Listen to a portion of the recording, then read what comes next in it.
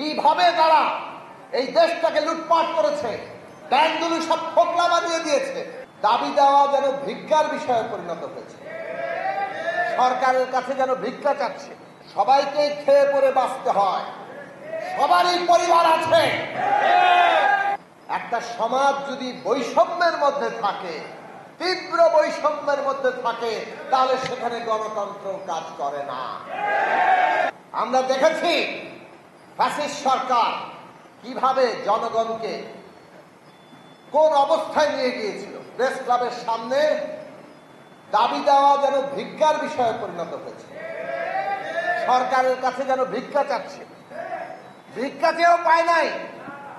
এই রকম অমানবিক, অমর্যাদাকর অবস্থায় তারা সমস্ত শ্রেণী পেশার মানুষকে ফেলে দিয়েছে।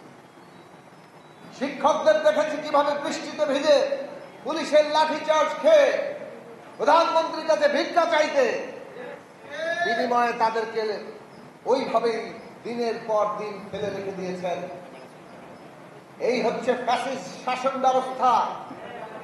আজকে ছাত্র জনতা অভ্যুত্থান করে রাজনৈতিক দলগুলো এক ধারাবাহিক আত্মত্যাগের মধ্য দিয়ে যে সংগ্রাম করে দেশের গণতন্ত্র প্রতিষ্ঠার পথ সুগম করেছে, এই গণতন্ত্র আমাদের প্রতিষ্ঠিত করতেই হবে। আর গণতন্ত্র যদি প্রতিষ্ঠা করতে হয়, তাহলে সেটা একটা সমাজ যদি বৈষম্যের মধ্যে থাকে, তীব্র বৈষম্যের মধ্যে থাকে, তাহলে সেখানে গণতন্ত্র কাজ করে না। এই যে আপনারা দাবি তুলেছেন পে স্কেলে যে তীব্র বিরাট বৈষম্য, এই বৈষম্য চলবে না।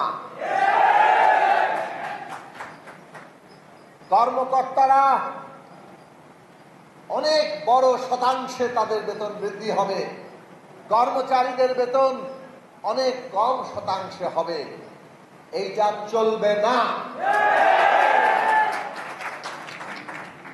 সবাইকে খেয়ে পরে বাঁচতে হয়, সবারই পরিবার আছে। সেই জায়গা যদি আমরা খেয়াল রাখি, তাহলে আমরা বলবো আগামী দিনে বেতন বৃদ্ধি অবশ্যই সুষম এবং ন্যায্য হতে হবে।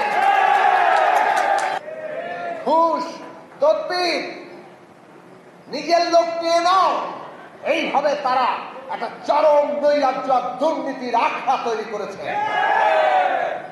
আমরা আগামী দিনের বাংলাদেশে ঘুষবিহীন, দুর্নীতিমুক্ত, তদবির মুক্ত চাকরি চাই। কিভাবে তারা এই দেশটাকে লুটপাট করেছে, ব্যাংকগুলো সব ফোকলা বানিয়ে দিয়েছে, এই হচ্ছে লুটেরাদের ষড়যন্ত্র। এর কাঠামোগত সংস্কার করতে হবে।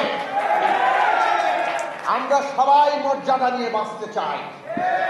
আমাদের সন্তানরা যাতে গর্ব করে বলতে পারে তারা ন্যায়ের পথে, তাদের পরিবার, তাদের পিতা মাতা তাদের ন্যায়ের পথে ছিলেন, সততার সাথে জীবন যাপন করেছেন।